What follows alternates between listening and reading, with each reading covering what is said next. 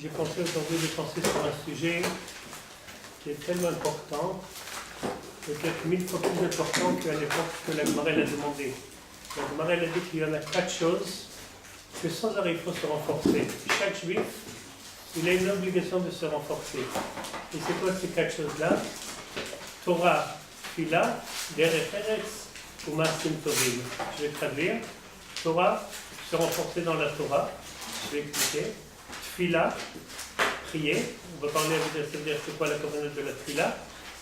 Derech Eretz, ça veut dire c'est le bon comportement. Ou Maasim Tovim, c'est faire des bonnes actions. Torah, on dit qu'il faut se renforcer toujours dans la Torah. Notre pouvoir le plus important, notre arme la plus importante, c'est la Torah. C'est sûr et certain que pour les hommes, il n'y a pas une mitzvah plus importante que le limoud de la Torah. Un juif, il est demandé que chaque moment qu'il a du temps libre, ne pas le gaspiller. Le temps, il est tellement cher. Une fois, il y avait un rab qui l'a dit, En aveda ki aveda tazman. Il n'y a pas une perte dans la vie comme la perte du temps. Et malheureusement, le Yetzirah, il est rempli, nous remplit avec plein de préoccupations et des choses que on sait presque que maman c'est les Shem Shamaim, pas les Shem Shamaim. La majorité des choses, c'est sûr, certains que c'est pas les Shem Shamaim. Et nous, on pense soi-disant que c'est les Shem Shamaim, c'est très important. Donc la Torah, d'ailleurs aussi chez les femmes, même que les femmes, ils sont dispensés, ils sont Torah, mais les mots de la Torah. Mais les Gdolei Israël, ils ont dit que même que la Torah, c'est pour les hommes, c'est pas pour les femmes. Toutes les femmes aussi ont l'obligation d'étudier les lois qui concernent les femmes. Tout ce qui est Bassar Bechala, tout ce qui est la faute comment tenir la cuisine, les fautes Shabbat, les fautes Shmirat Halashon, tout ce qu'il y a un rapport avec les femmes aussi ont une obligation d'étudier. C'est pas pareil que chez les hommes. Chez les hommes, c'est une obligation, mamash, c'est un mitzvah, c'est un chiyuv de Oraita. Chez les femmes, c'est pas considéré comme un chiyuv mamash, mais c'est quelque chose qu'ils ont quand même une mitzvah s'ils étudient la Torah. Maintenant, sur le point que je voulais parler aujourd'hui, c'est sur la tfila. Chachamim, ils disent que sans arrêt, il faut se renforcer dans la tfila. Quand on dit la tfila, alors il y a deux choses. C'est sûr et certain que les Chachamim de l'époque, on rentre bientôt dans Purim. Et dans Purim, c'est Mordechai et Esther. Mordechai, lui, faisait partie de ce qui s'appelait Anshe Knesset Agdola. Anshe Knesset Agdola, c'était des Chachamim. Ils étaient à la fin des destructions du premier temps, pendant les 70 ans que Bnei Israël étaient en exil en Babel. C'était des Chachamim, ils étaient 70, et c'est eux qui ont écrit toutes les tfilotes. Tout le nosar de la tfila de l'Amida, tout ce qui est le Kiddush, l'Avdallah, tout ce qui est le Kaddish, la Kedusha, les Birkat Kohanim, comment il faut faire, le Shema Israël, comment il faut faire, tout ça c'était les Chachamim de l'époque, ils ont instauré ça. Anshe Knesset Agdola. Maintenant, ça, il y a aussi ce chiyuv-là que c'est, pour un homme, c'est 3 fois par jour. Pour une femme, si elle peut, tant mieux. Si elle ne peut pas, au moins une tefila par jour, elle est obligée. Si elle ne peut même pas prier une fois par jour, elle est débordée, occupée avec des enfants. Selon le Rambam, ça suffit qu'elle va faire une petite phrase, une demande à Hachem, une petite bakasha, elle les quitte selon le chiyuv de la tefila pour une femme. Comment?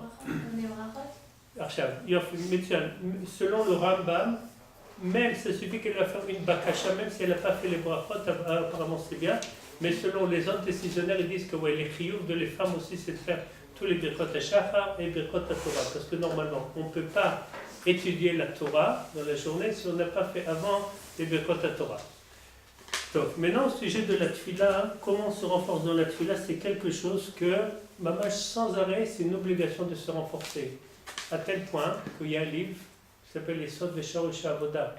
Rabbi Alexander Ziskin, c'était quelqu'un, je vais raconter tout de suite une petite histoire sur lui, qui était incroyable dans la sainteté. Il était tellement sans arrêt, il pensait à Hachem sans arrêt.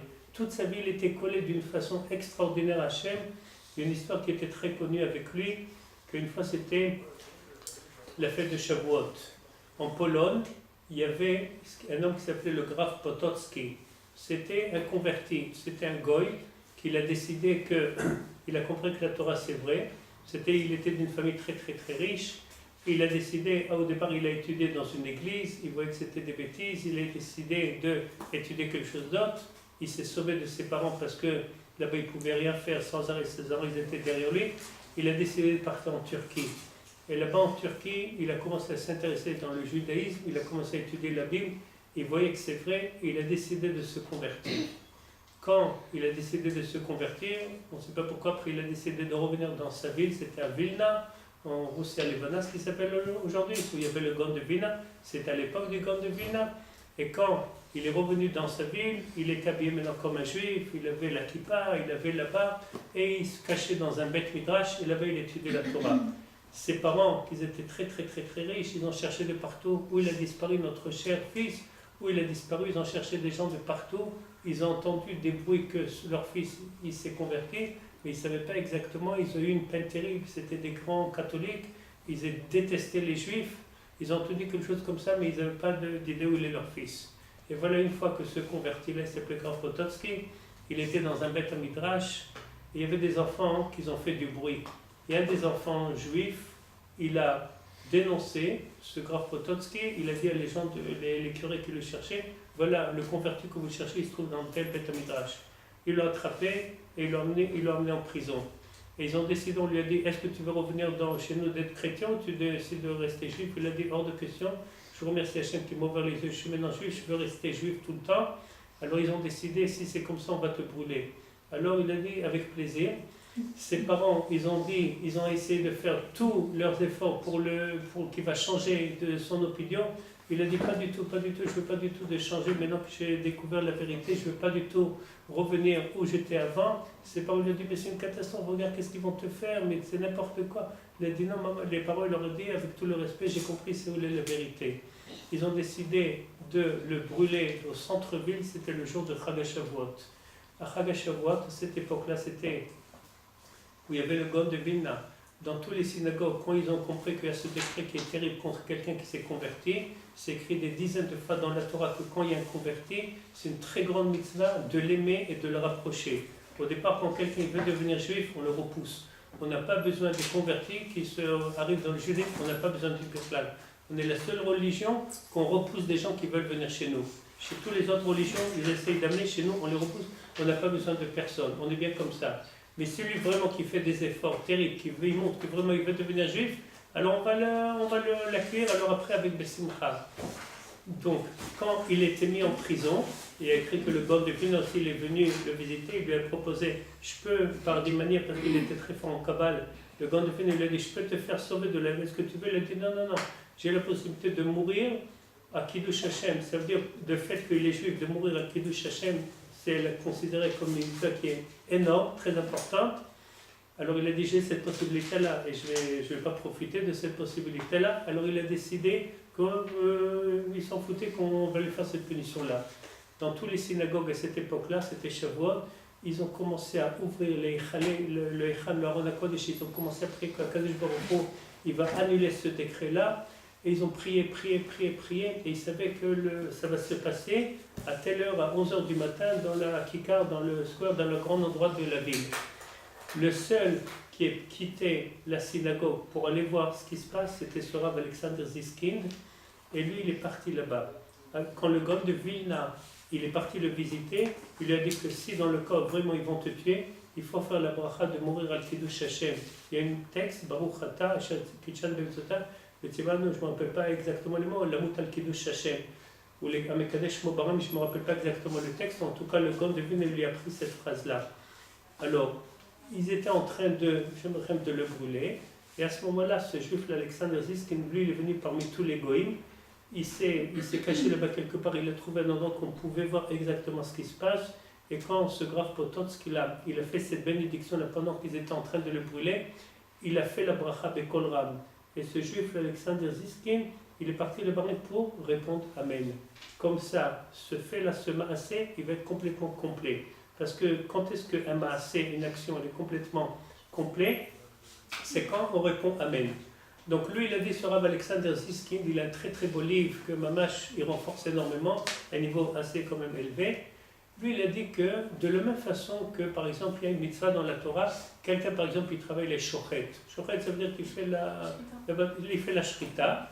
Il a une obligation, chaque mois, de réviser la halachot shrita. Il y a pas mal de halachot shrita. Comme ça, il va connaître bien la halachot. C'est quelque chose que sans arrêt, il faut répéter. Il dit de la même façon, nous les Juifs, on a une obligation de répéter les mitzvahs de la tfila. Ça veut dire comment tfila, comment surtout réveiller la kavana. C'est quelque chose qui est tellement rare, c'est quelque chose qui est tellement difficile à avoir une bonne kavana. Est-ce que c'est quoi les conseils pour avoir la kavana? À tel point que Chazal nous dit il y a 4 choses qu'il faut se renforcer. Une des choses, comme on a dit dans la liste, c'est la tfila. Et Rashi dit, quand on dit qu'il faut se renforcer, Rashi dit 2 mots. Il dit Rashi, Bekol Kocho. Ça veut dire qu'il faut se renforcer avec toutes ses forces. Comment on arrive à avoir la kavana? J'ai pensé amener un peu des conseils qui sont écrits un peu partout, un peu de Chafetz Israël, un peu le Rav Wolbe. Le Rav Wolbe, d'abord, il dit quelque chose qui est incroyable dans la tfila. La tfila, Hachem nous a ordonné de tfila, où on sait dans la Torah, c'est écrit qu'il faut prier, où c'est écrit la mitzvah de la tfila, c'est le verset où l'Orvdo, Bechol Evavchem, ou Bechol Nafshechem, ou l'Orvdo, Bechol Evavchem. La Gemara, elle demande la question, Eize mitzvah shei balev, c'est quoi la mitzvah qui est balev?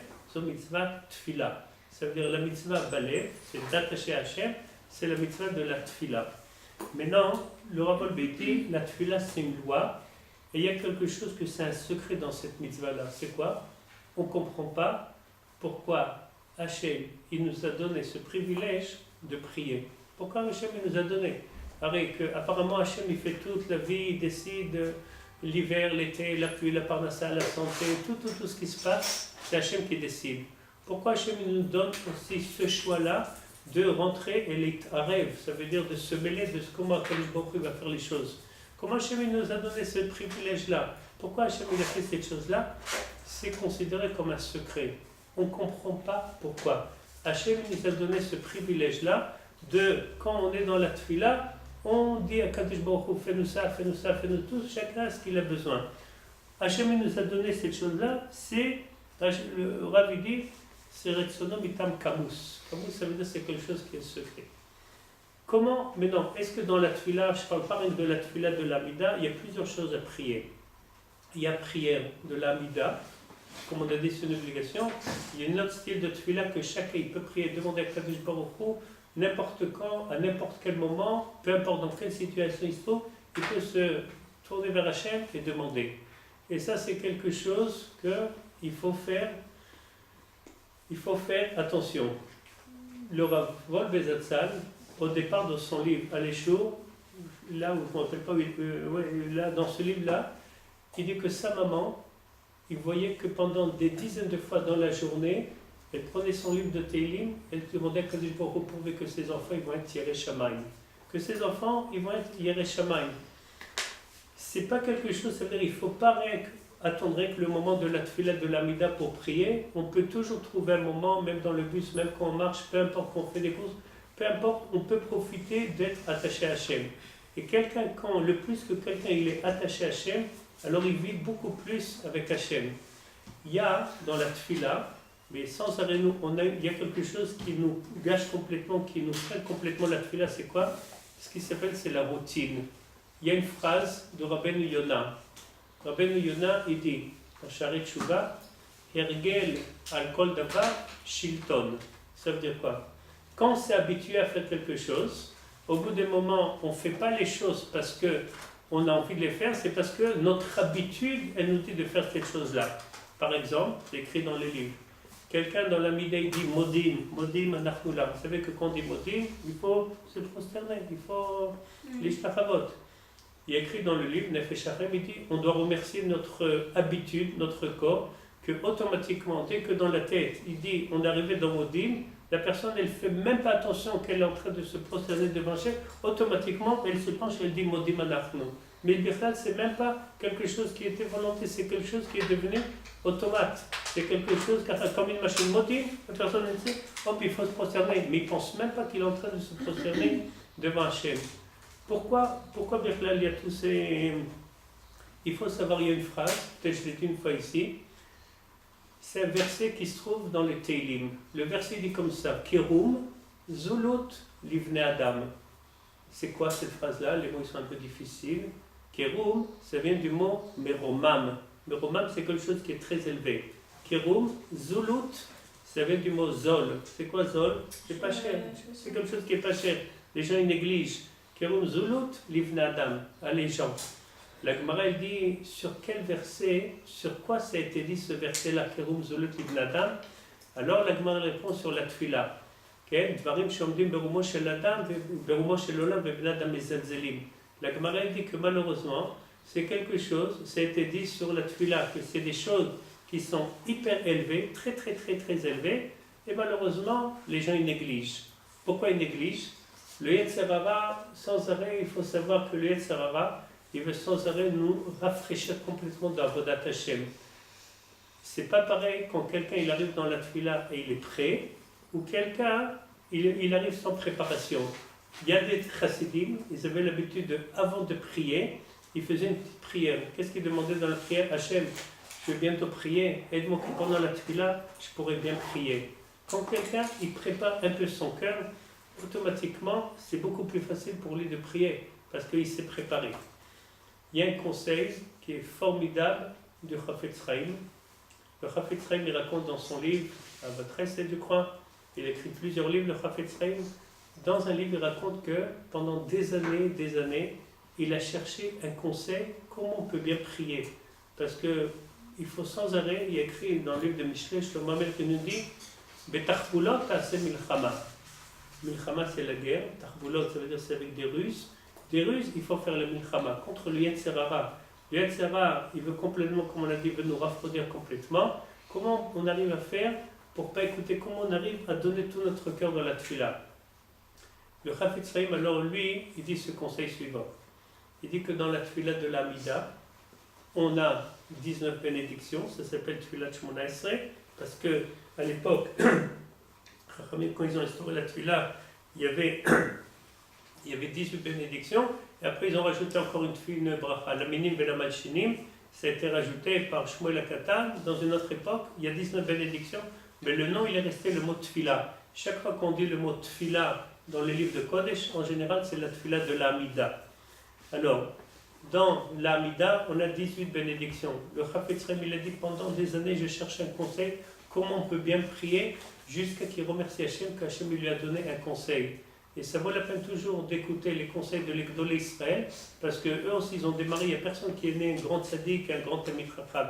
Chacun, il est passé par tout le chemin que chaque juif il passe, qu'il cherche, jusqu'à qu'il trouve des solutions.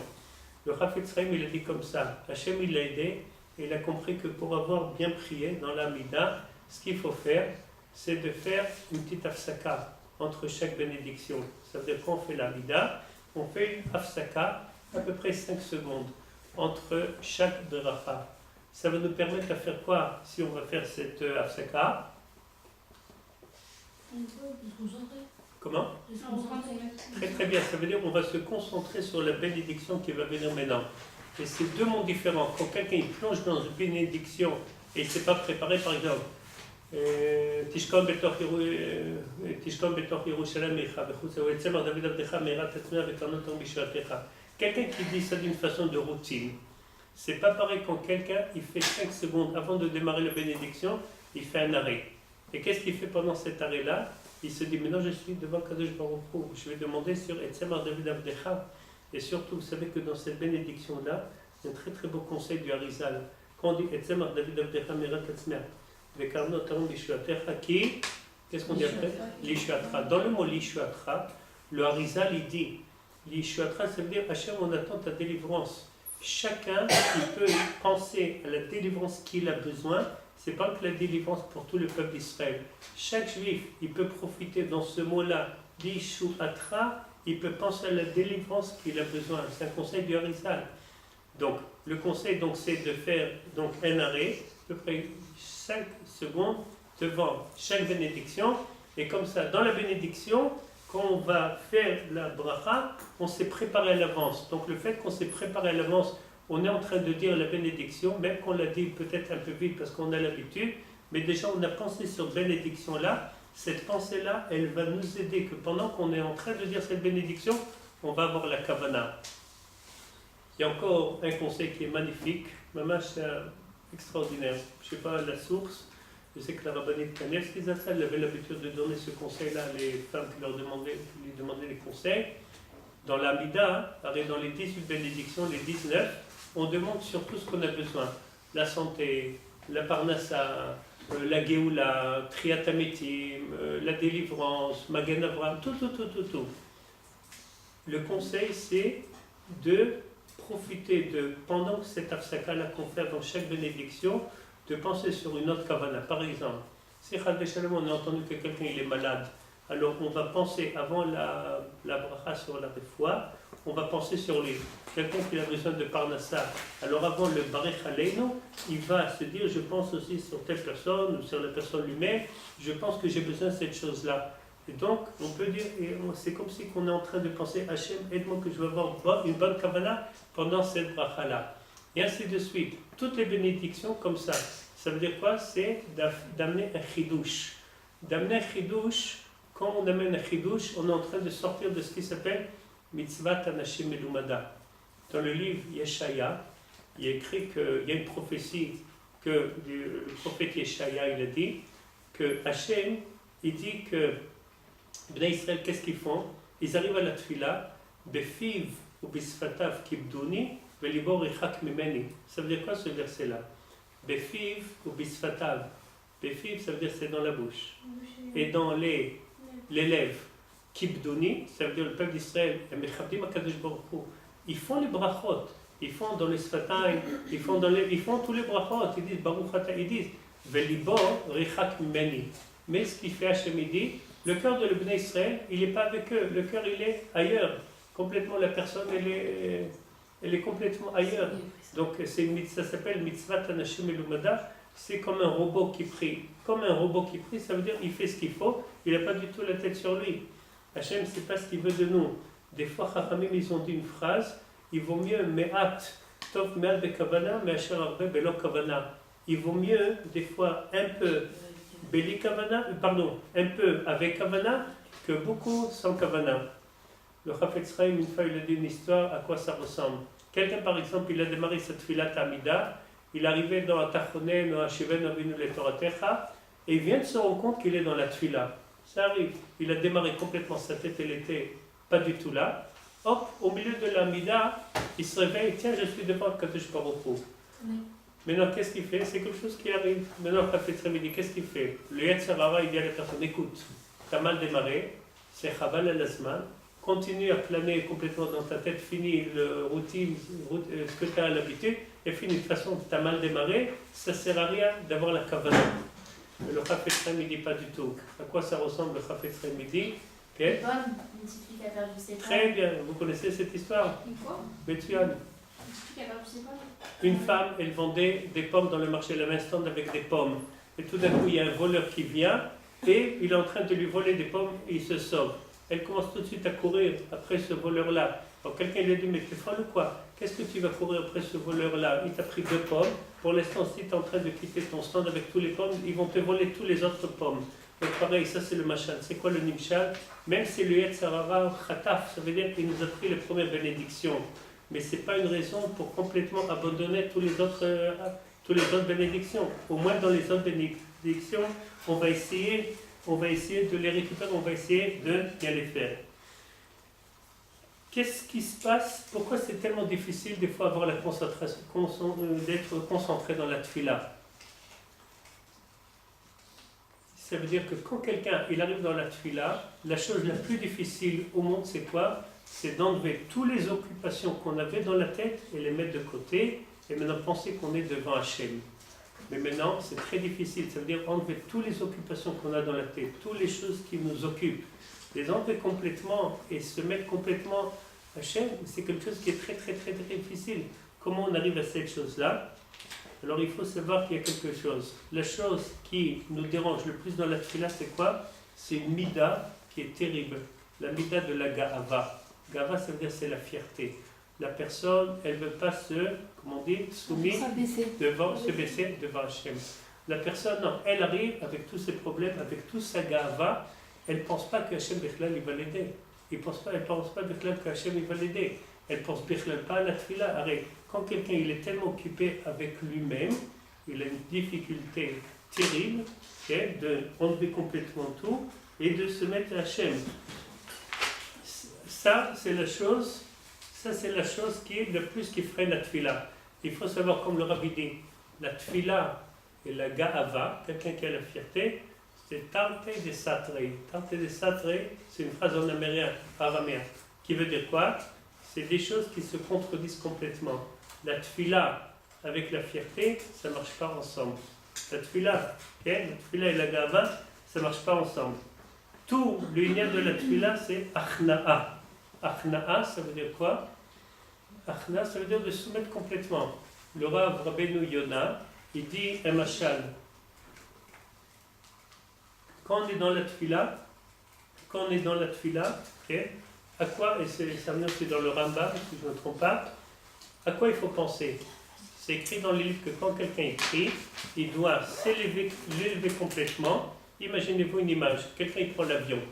Quand il prend l'avion, ça y est, l'avion il est en air, automatiquement quand on regarde par la fenêtre, on voit tout était tout petit.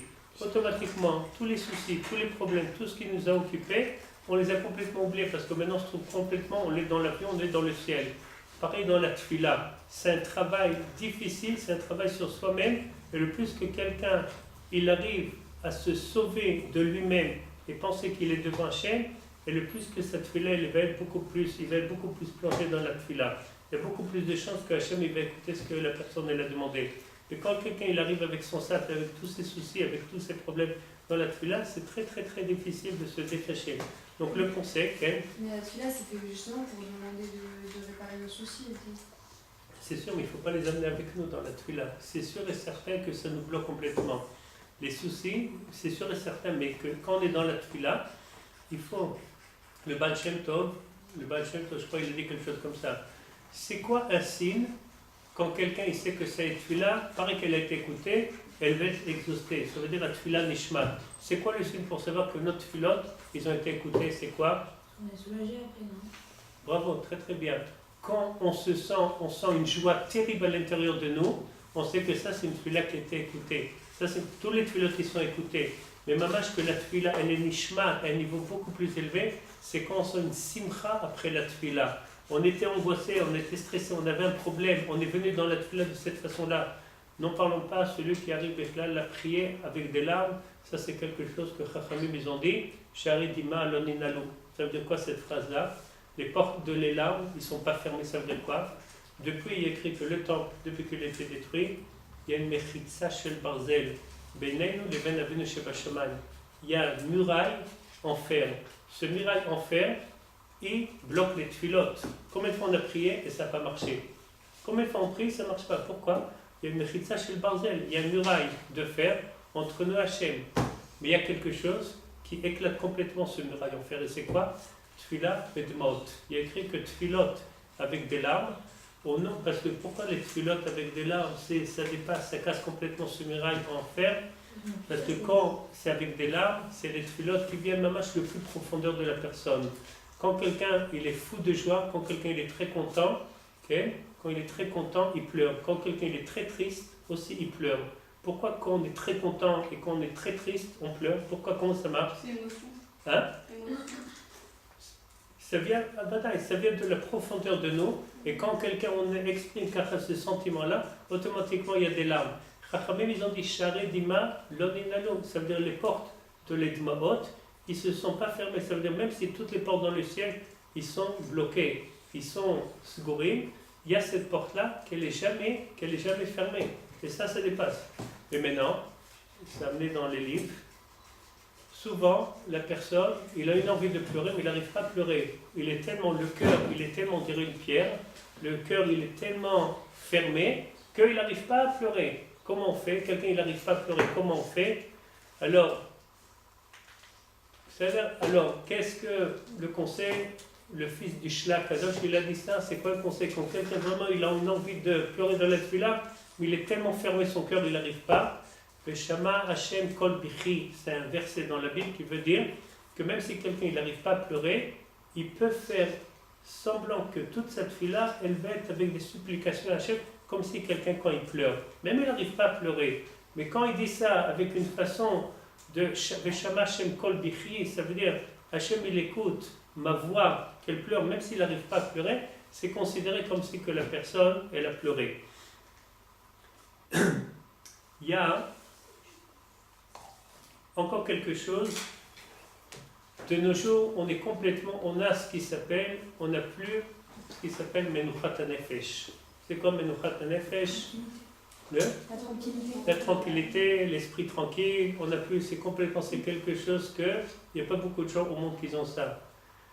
Surtout quand on arrive à la tefila, il faut savoir que, toujours je pensais à quelque chose d'une image, quand Chachamim ils disent que Ezo Yavoda Shebalev Zoï Tefila, ça veut dire la tefila c'est un travail, ça veut dire qu'on ne peut pas arriver dans la tefila sans une préparation, même que c'est une préparation dans le cœur, mais c'est une préparation, ça veut dire c'est quelque chose qui est une obligation. On ne voit pas quelqu'un, par exemple, qui arrive au travail, il fait rien au travail. Il y a une obligation qu'il travaille dans le travail. Il est venu pour travailler, il doit faire des choses.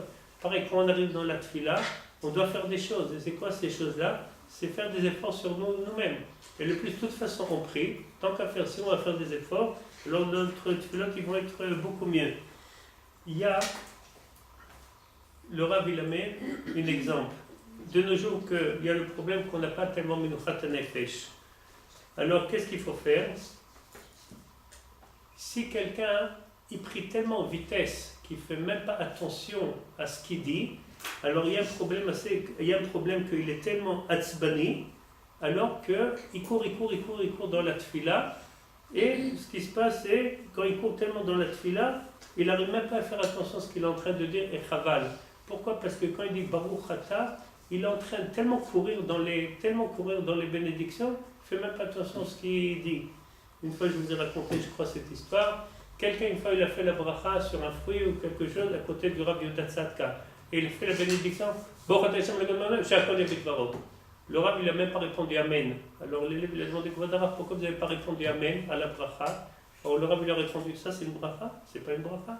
Tu as jeté la bracha de la bouche. Tu as zarakté ta bracha, mais à peine. C'est chaval. Et malheureusement, c'est quelque chose que, si on aurait pas écrit dans le livre, on n'aurait pas cru.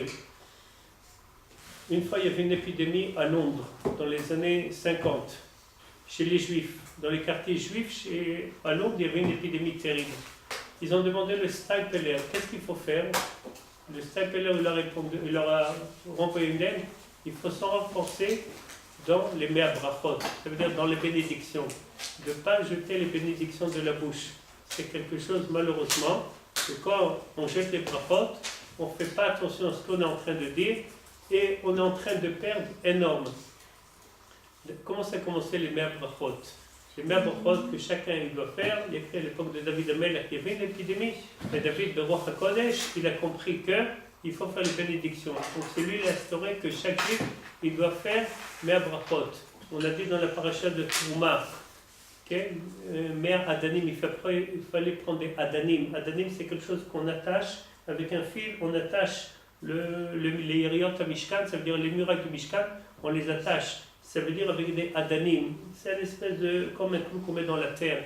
Le Balatorum, il dit Mère Adanim, c'est Mère Pamim, le mot Adon. Baruch Ata Adon, quand on dit la bénédiction. Ça, c'est un remède à les 100 bénédictions qu'on doit faire chaque jour. Une fois, quand j'ai raconté cette histoire-là, moi, elle me reforce. Quelqu'un il est parti chez Rabbi Nachman de Breslev. Il a dit que quand je prie, ma tête elle n'est pas sur moi. Je pense à tout, sauf sur la tefila. Comment je peux me guérir de ce problème-là? Le Rabbi Nachman de Breslev il a dit, c'est très simple. Comment quelqu'un qui a sans arrêt, il n'a pas la tête sur lui, comment il peut avoir au moins un peu la tête sur lui dans la tefila? Or, Rabbi Nachman de Breslev lui a dit comme ça.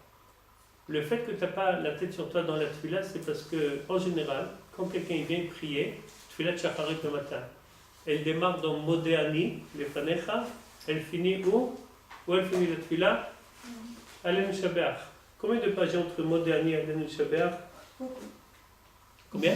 Trop? Quoi? Il y a peut-être 150 et peut-être 200 pages. Ça veut dire dans les Sidori, quand on fait attention de Modéani jusqu'à Alenu Shabeach, il y a plus d'une centaine de pages. Bah, il y a 104 pages, 105. 104. Voilà, très bien. Quelqu'un a un Sidour là? Bah, c'est la 105, alors c'est 104 pages, parce que À Modéani, c'est. Alénis, c'est page 105. Comment? Alénis, c'est page 105.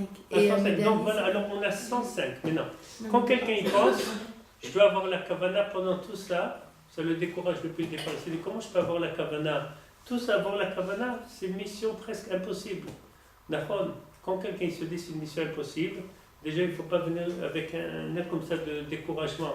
Quand quelqu'un il se décourage, eh ben, c'est chabal pour lui. Je vous ai raconté l'histoire avec l'éléphant, avec le fil. Avec la boue. Non, Non, c'est bon. une fois il y avait quelqu'un, il est parti au zoo. Il a vu l'éléphant que le soir, tous les animaux, on les met dans des cages, comme ça ils ne se sauvent pas. Et il voyait cette personne-là, il était très étonné. L'éléphant, comment on fait comme s'il ne va pas se sauver? On le pique sur le pied avec quelque chose, avec un petit bâton. Il lève le pied, et dès qu'il a levé le pied, on est en train de l'attacher avec un petit fil en nylon. Et c'est tout. Alors cette personne-là, il est parti voir le patron du zoo, il lui a dit, vous n'avez pas peur que l'éléphant-là, il fait 5 tonnes, vous n'avez pas peur qu'il va donner un coup à le fil et il va se sauver, vous n'avez pas peur? Il lui a dit, ne vous inquiétez pas. Cet éléphant-là, il est né ici dans le zoo. Quand il était un tout petit bébé, depuis qu'il était tout petit, on l'a habitué qu'on l'attache avec ce fil-là en nylon. Au départ, quand il était tout petit, il a essayé des milliers de fois de se sauver, mais il était encore tout petit, il n'avait pas la force de se sauver de ce fil-là. Il était tout petit. Tellement après, il a grandi, il a pris l'habitude qu'on ne peut pas se sauver de ce fil-là. Alors il a grandi, il est devenu 5 tonnes, et chaque fois maintenant le soir, on lui met ce fil-là, et qu'est-ce qui freine cet éléphant-là de se sauver? Qu'est-ce qui le freine? Il se rappelle qu'il n'a pas réussi. C'est le fait qu'il n'a pas réussi, c'est un blocage psychologique dans la tête. Alors ça veut dire, c'est ce qui le freine, c'est pas le fil qui le freine, c'est le blocage qu'il a dans la tête. Pareil, nous, on est rempli de blocages comme ça. Du matin jusqu'à la nuit, on est rempli des blocages comme ça à l'intérieur de nous. Maintenant, c'est sûr et certain qu'il ne faut pas venir à la tfila avec ce découragement.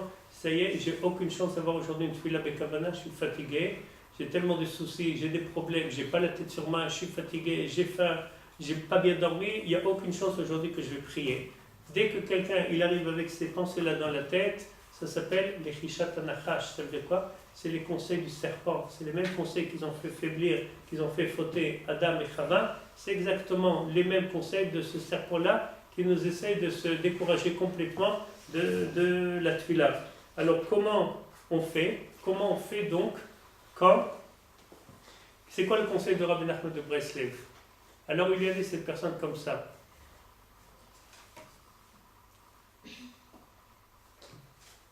Quand tu penses que tu dois faire toute la tfila bekavana, c'est sûr et certain que ça te décourage depuis la khatrila.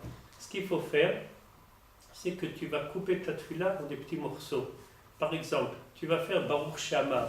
Baruch Shamar, c'est une bénédiction, elle est assez longue, mais si quelqu'un doit se dire je dois faire tout Baruch Shamar bekavana, c'est très difficile. Alors ce qu'il faut faire, un conseil merveilleux, ça vaut la peine depuis que j'ai écouté, que j'ai pris ce conseil, j'ai essayé de le faire et bon prochain, ça marche très très bien. De le couper en morceaux. Le Baruch Shama, on le coupe en 3 morceaux. On dit le départ, on le dit Bekavana.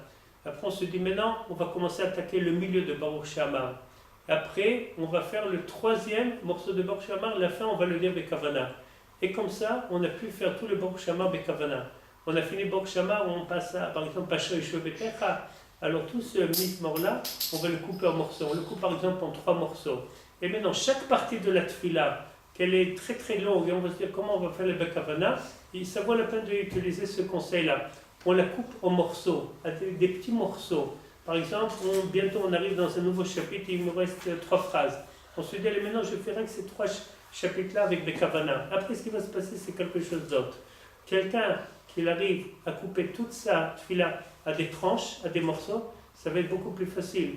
Parce que quand quelqu'un se dit, il y a toute une montagne, je dois faire toute la tfila avec Bekavana, il est découragé depuis le départ, il se dit comment je vais arriver? Déjà c'est très difficile d'avoir la kavana, j'ai jamais pu beaucoup d'avoir kavana, comment je vais faire toute la tfila Bekavana? Mais quelqu'un qui se dit non, je vais couper les morceaux à des tranches, je vais les faire khalakim khalakim, automatiquement ça va être beaucoup plus facile pour lui. Il y a, peut-être une fois j'ai raconté ici, le Ben Ishraï, il amène un conseil très très beau au nom du livre, au nom de Rabbi Yosef Karo. Rabbi Yosef Karo, le Chacham de Tzfat, vous êtes là, Tzfat, vous avez vu la synagogue, Rabbi Yosef Karo? Non. Toute petite synagogue, à l'époque de Tzfat, il y a 500 ans, c'était la ville de l'Emekoubalim, jusqu'à maintenant, qu'on arrive à une avira très très... c'est rouchani là-bas, très spirituel. Rabbi Yosef Karo, il a écrit le Shulchan Aruch que vous connaissez tous. il était tellement attaché à la Torah qu'il y avait quelque chose chez lui extraordinaire, un miracle. Pendant une vingtaine d'années, il y avait un ange. Tous les nuits, il lui venait dans son rêve, il lui racontait des secrets de Torah. Il s'appelait le Maguid du Beth Yosef. Et ça amenait, il y a un livre qui est sorti avec des chidushim du Rabbi Yosef Karo sur la paracha, ça s'appelle Maguid Meisharim, le livre, quelque chose comme ça. Le Maguid, ça vient du mot les Hagid, ça veut dire de parler. Ce Maguid-là, cet ange-là, pendant une vingtaine d'années qu'il est venu chez Yosef Karo, il lui a donné plein de conseils et lui guidé dans le chemin de la Torah. Et une fois, il lui a donné un conseil comme ça pour la tfila. Maintenant, ça, c'est bien ce conseil-là. Achverak, pour celui qui connaît bien l'hébreu et qui connaît comment les mots qui sont écrits en hébreu. Et c'est quoi le conseil? De l'imaginer, fermer les yeux. Très bien, de s'imaginer comment c'est écrit. Maintenant, est-ce que c'est mieux de prier les yeux fermés ou les yeux ouverts dans le sido? Fermé. Ça dépend. Fermé. En vrai, il faut faire les yeux ouverts, mais si on est plus concentré avec les yeux Ça, fermés. c'est très bien. Dans le Stapler Samne, ça dépend de la personne, chacun comment il est. Si quelqu'un, quand il a les yeux ouverts, il comprend le mot et il pense qu'il est devant Hachem, il arrive à se concentrer, il vaut mieux qu'il fasse ça avec les yeux ouverts. Mais si quelqu'un, quand il a les yeux ouverts, il fait attention à les paroles, mais il oublie qu'il est complètement devant Hachem, et c'est beaucoup plus facile pour lui, quand il a les yeux fermés, de dire les paroles et de penser qu'il est devant Hachem, il vaut mieux qu'il le fasse avec les yeux fermés. Donc le Maguid de Yosef Karo, il a dit ce conseil-là, quand il fait la tfila, qu'il s'imagine chaque mot, comment il est écrit. Baruch, Ata, bon, Hachem, il faut faire attention là-bas, qu'on n'a pas le droit de penser exactement le mot, comment il est écrit là-bas. On dit Baruch Ata Hachem comme Hey, avec un apostrophe, ça suffit.